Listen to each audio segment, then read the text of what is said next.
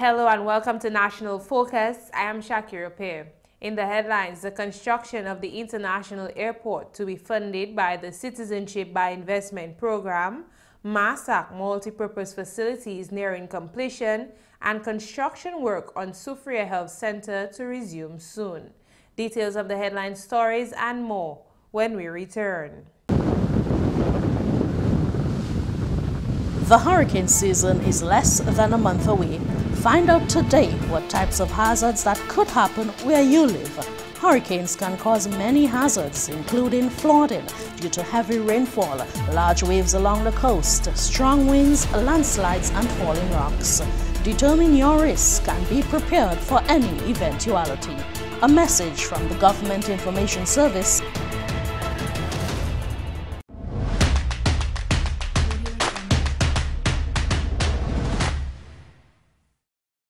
Prime Minister of Dominica, Honorable Roosevelt Skerrit, has commended the Ministry of Health, Wellness and New Health Investment and the frontline workers for their contribution in keeping this COVID-19 virus under control.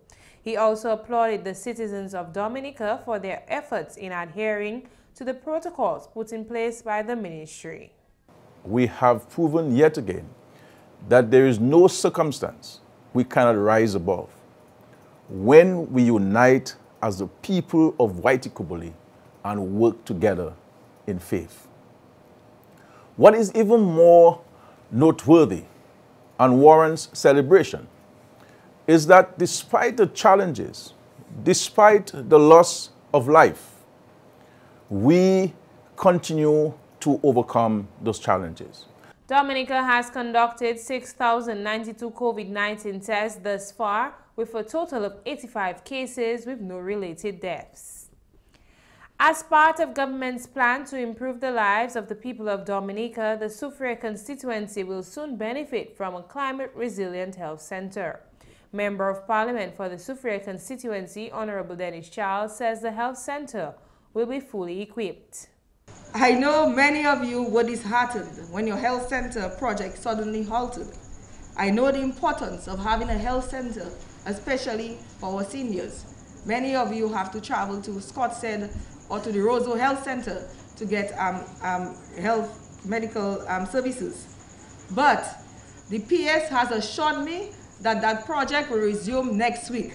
So rest assured that you're going to get a type-free health center with beds, diagnostic equipment, and so you're going to get a fully equipped health center. The health center will assist with improving the national healthcare system in Dominica, making it one of the best in the region. 17 college graduates of the Castle Bruce constituency have been recognized for their hard work and dedication. Alia Martin reports. 17 college graduates of the Castle Bruce constituency have been recognized for their hard work and dedication. The government of Dominica continues to prioritize education and honor its students and their achievements. This as parliamentary representative for the Castle Bruce constituency and the Minister for Education, Human Resource Planning, Vocational Training and National Excellence, Honorable Octavia Alfred, has developed a new initiative to appreciate the students of her constituency who recently copped associate degrees at the Dominica State College. The ceremony was held at the Castle Bruce Secondary School on December 5, 2020. Prime Minister of Dominica, Honorable Roosevelt Skerrit, believes that representation is more than the development of infrastructure, and emphasis must be placed on human development. Prime Minister Skerrit is pleased with this new initiative and extends his congratulations to the graduates. I believe this is a first in the Castle Bruce constituency, and it speaks to your commitment to your children there, to the students, and recognizing their successes, and it's important for us to do these things. Minister Alfred called on parents to support and celebrate the achievements of their children. She encouraged the students to continue learning to be better able to contribute significantly to Dominica's development. Education doesn't stop after you graduate from college. It doesn't stop when you finish your MBA or your PhD. One wise person said, wisdom acquisition is a moral duty. It's not just something you do to advance in life. It's a moral duty because it's only through continuous learning that we can add to the vast knowledge of mankind. If we stop learning, progress at all industries stops as well. Your country needs you to continue learning so that you can contribute to her development. Make time to speak to everyone, especially those older than you. Former parliamentary representative for the Castle Bruce constituency, Mr. Johnson Drago, expressed his congratulations to both the students and parents. Mr. Drago was impressed with this new initiative introduced by Honorable Alfred and commended her for her efforts and dedication to the students. I applaud her for today's activity, especially recognizing all of the students as a group, because we would expect more from them going forward, not as individuals, but also as a group. So let us put our hands together for the Parliament for this beautiful initiative. Minister for State in the Ministry of Finance, Economic Affairs and Planning, Honorable Gregory Riviere, also congratulated the students. If you cannot get the maximum, make sure you get the minimum. If you cannot get the maximum, make sure you get the minimum. Because the minimum can save us. Many times we all strive to be on top. We try to get the maximum, get everything. And a lot of times we fail to realize that the minimum can help us. Meantime, Principal of the Castle Bruce Secondary School, Mr. Haradine Scotland, is pleased that the Castle Bruce Secondary School helped shape the lives of these students. He encouraged the graduates to put God first when moving forward to their future endeavors. Philippians 4:13 says, I can do all things through Christ who strengthens me. I want to assure you that prayer does indeed work. When you feel down on your knees, reach out to the Heavenly Father above. He will answer you. As I leave, I want to leave with you the quotation from a very famous black activist, Martin Luther King. And it says, the function of education is to teach, is to think intensively and to think critically. Intelligence plus character. This is the goal of true education. A proud parent of the graduates, Amy Drago, shared a few tips when supporting children. She encouraged other parents to invest in their children as they are the future. I stand here today as a proud parent who humbly believe that the home is the first school. That's where our children learn their first steps, their first words. And also, as parents, we should set a firm foundation for our children. I always say to my children, success comes in can, failure comes in can't.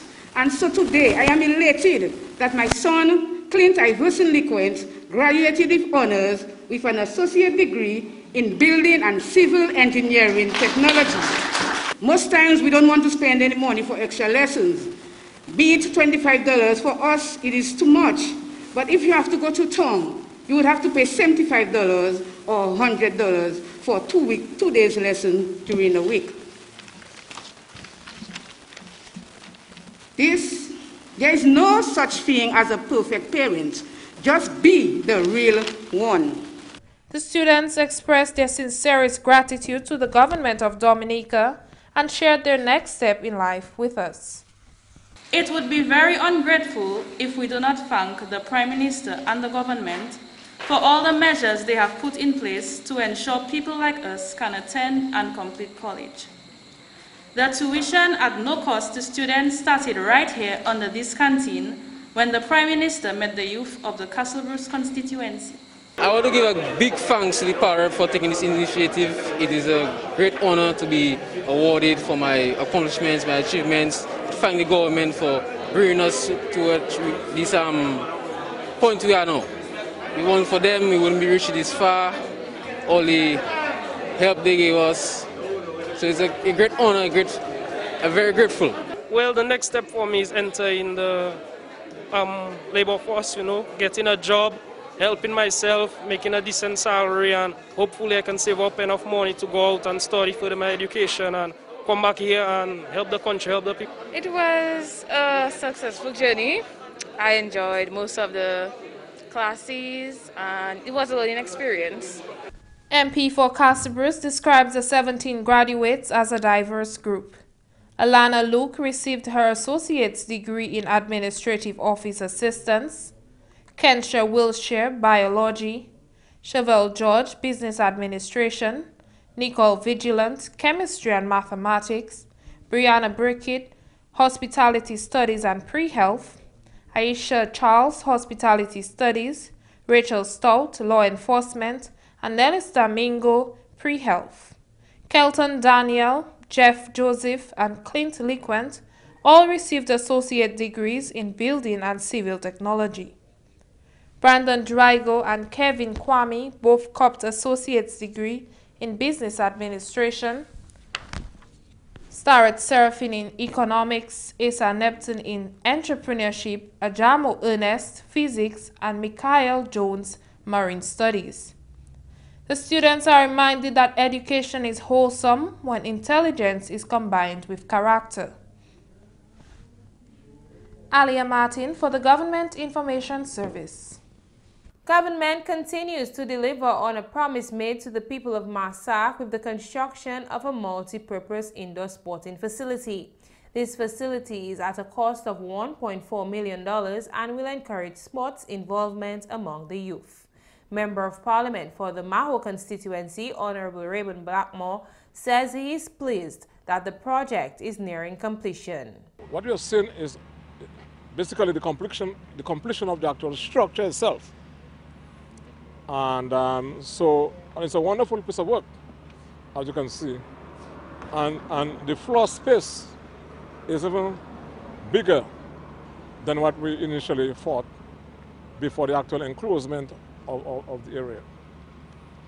What I can say that this facility is costing in the region of $1.4 million. This is a significant investment in a small community. And this indoor facility will also be used by persons outside Massac. Minister Blackmore says all the fittings for the inside is already on island and government will soon be ready for the commissioning. We have already on island, of course, the seats for the facility, and incidentally, the seats came in before the election. We have the material for the floor to be laid soon, and we have the the hoops on island, and then the scoreboard, etc. So what is left to be done? The construction of a proper washroom facility for the players, male and female, and for the public. Some enhancement to the surrounding, and the painting should start soon. We're hoping we can start the painting before the Christmas. Former captain of the Blazers basketball team and prominent basketballer Jefferson Jeremy says this facility will have a great impact on basketball in that area. He has plans to form a basketball academy for kids. I think that's going to be a good impact in Massac basketball and in the environment on a whole, because we have a lot of plans for this court there. First thing, we're going to have some sports activity there in terms of little children, how to, bring up. That's my gift towards basketball. For as a retired player, I'm going to have a sports club to train little children, and so that's what I'm waiting for. I find it taking a little bit of time, but I'll be impatient. That's what I'm waiting for. I have a lot of little children already. Up in here for that. Okay? To my academy to train little children. Right now, I'm training Blazers right now. That's why I'm training Blazers, but I'm more involved in the little youths now to bring them up. So that will make a great impact on basketball in Massac. Prime Minister Honorable Roosevelt Skerrit and Minister for Foreign Affairs, International Business and Diaspora Relations Honorable Dr. Kenneth Daru will attend the CARICOM Cuba Summit on Tuesday, December 8, 2020. This summit will involve the heads of CARICOM and Cuba and will be held virtually due to the COVID-19 pandemic. Prime Minister Skerrit describes the summit as a good engagement. Cuba has been at the forefront of assisting Dominica in this pandemic period. You're watching National Focus. More when we return. I love the freedom when I'm out there. Simply put, the worries from shore, none of that out there. And it's my daily bread. I learned it from my dad. My dad is one of the senior guys here who catch the biggest fish around here. And he's top with the red snappers. It's a family thing. I'm the only one fishing right now in the family. Just keeping it going. I enjoy bringing them up, man. Sometimes you have a yellowfin tuna, 400 pounds. Man, let me tell you, that's just a joy out there. I enjoy going out there and just holding the big fish. I don't lift weights, I lift fish. The morning of my fishing trip, I would get up, make a little spice tea. Then I come down here. I have my GPS, which most fishermen are supposed to have that. Normally I prepare the day before, because whenever you go out there, you must have ice. Ice is a must for preservation of the fish. So I always make sure I have everything the day before. My fish represents me, and I bring good quality fish ashore simply because the restaurants themselves, they have to show a quality product. Tourism and agriculture go hand in hand. That's what I think. We're all connected. It's like a big machine, and I'm just so proud to be a part of it. My name is Brandon Carlisle, and tourism is my business.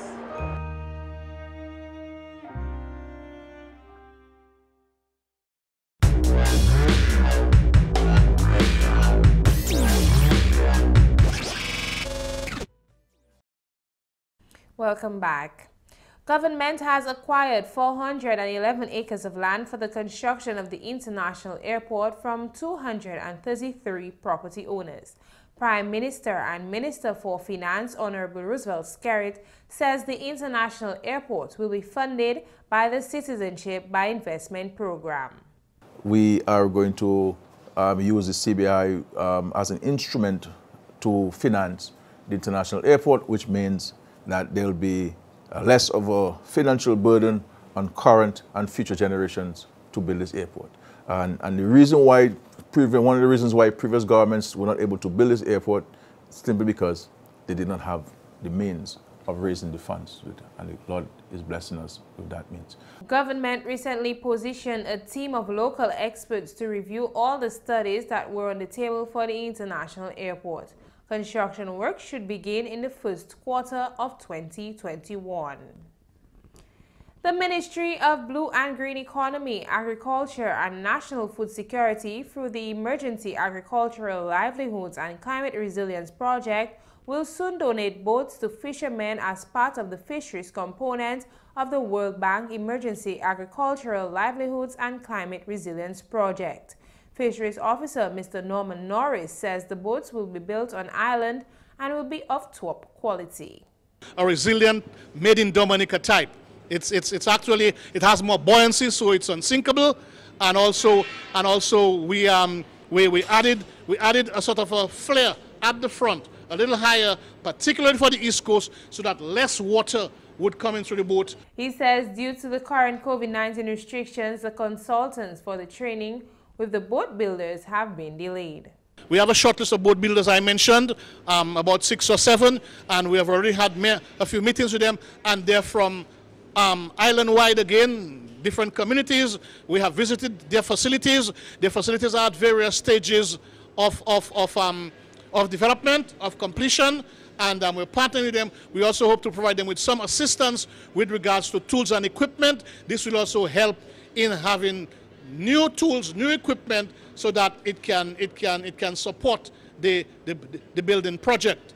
And this is one of the things that we're actually looking at. So hopefully, as soon as it's possible, we will be doing the training with them to upgrade their boat building skills and be able to have them have a quality type finish that can be exported anywhere in the world. Mr. Norris says the boat builders will also receive tools to assist with the construction of the boats. This will be the first time that we will be doing a project like this where all of the boats will be built in Dominica. All previous projects, we have had to import boats from various countries. This is the first time that all the boats needed for the beneficiaries will be constructed in Dominica. The government of Dominica will be enacting modern legislation in order to have select legislation respond more appropriately to more societal trends.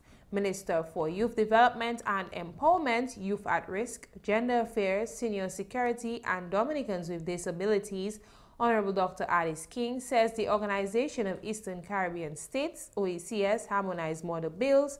These are the Children Care and Adoption Bill, the Child Justice Bill, which will better cater for children who are likely to infringe on the laws of these states. Dominica is now closer to enactment of the family model bills. Let me emphasize that there are certain primary goals of the juvenile justice system. These include diversion, rehabilitation, addressing treatment needs, and successful reintegration of children back into the community. Research has shown that adolescents, because of their identity confusion, are less able to make informed decisions that require consideration of the long-term consequences. This is evident in the types of crimes being committed by children, and as indicated, theft is one of those crimes topping the list. Honorable Dr. Alice King says children who violate the law must be held accountable, and restorative justice is an important aspect of the Child Justice Bill, which attempts to repair the harm caused by a crime. It is interesting to note that the OECS USA Juvenile Justice Reform Project in this cycle focuses on diversion, rehabilitation, and reintegration. One of the models for change initiative adopted by certain jurisdictions is diversion.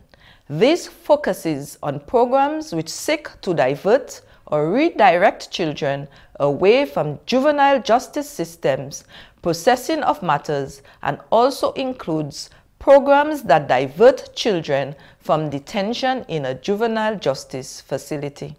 Executive Director of the National Telecommunications Regulatory Commission, NTRC, Mr. Craig Nesty, says mobile number portability will reduce the cost of off-net calling. Number portability offers a special enhancement to consumer choice in markets where there is more than one telephone service provider. Number portability or number porting enables users to keep the telephone number assigned to them when switching from one provider to another.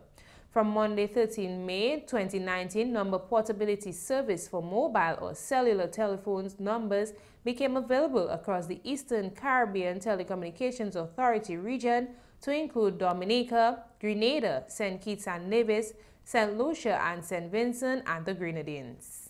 We've implemented mobile number portability in Dominica, where you can take your number from Digicel and move to Flow and vice versa, and keep your number but be on a different service provider.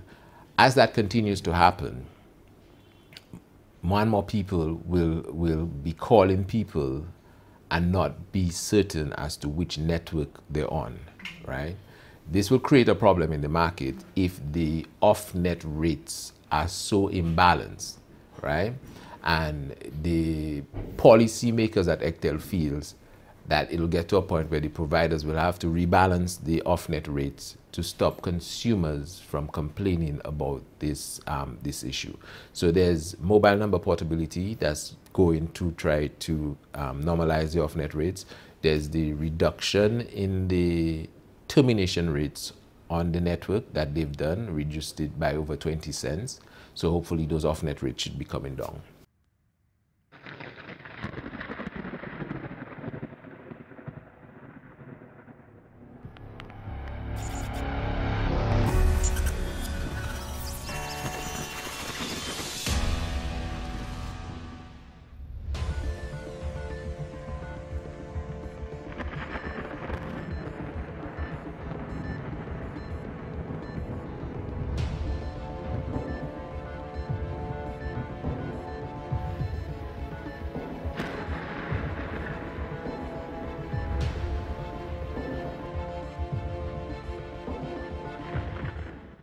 And now your weather update.